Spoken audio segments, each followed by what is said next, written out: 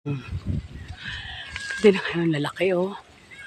Oh, bukas ko na lang kaya ko ano yun. Pahinug-hinugin ko pa. Dami niyan. Oh. Sawa-sawa kayo dito. Basta, ayan, nakakita ko sa biyabas. Meron ako mga lakyat. Masarap ang buhay dito sa probinsya. Di tulad sa Maynila. Bili ka lang ng bili ng pagkain. Tapos, hindi mo masabi. Kung ano dito, libre lang sa mga gulay. Nagtatanim ako ng gulay. Maraming papaya, malunggay, talbos kamuti. Ayan. May aanihin ako kapag napunta ako dito. Next year pa ang uwi ko ng Maynila. Palalakihin ko pa yung apo ko. Kaya, nagsunog ako kahapon. Binabantayan ko lang. Hindi ipon lang ako ng tubig na pambuhos kapag lumakas ang apoy.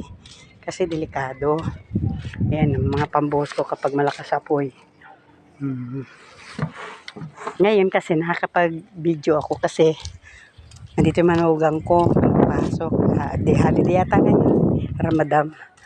Kaya, shout out ng taga Maynila. Sarap ng buhay ko dito sa summer. Maraming kalat dito. Hindi pa ako naglilinis, maga pa. Mamaya na ako magwasing. Ang aking manugang na napakaganda. Nag-aalaga ng kanyang baby. Oh, daming kalat dito.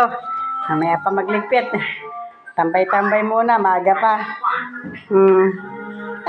Baby si Kia ko. Oh, mama mo mag-alaga sa iyo ngayon ha. Buksan natin bintana kay para presko may hangin.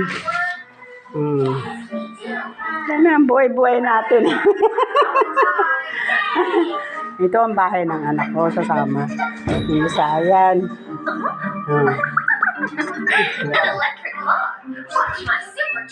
Simple lang ang buhay dito sa summer. Maayos naman. Lipitin lang ang kalat. Maraming kalat. Mamaya magtimpla muna tayo ng kape. Kailangan natin magkape.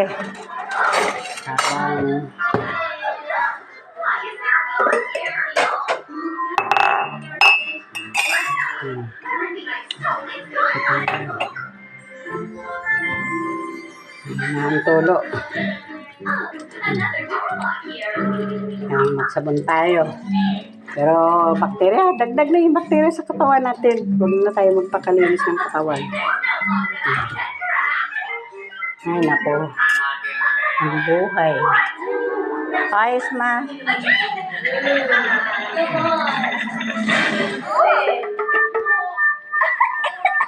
Goodness, I can't crack this password.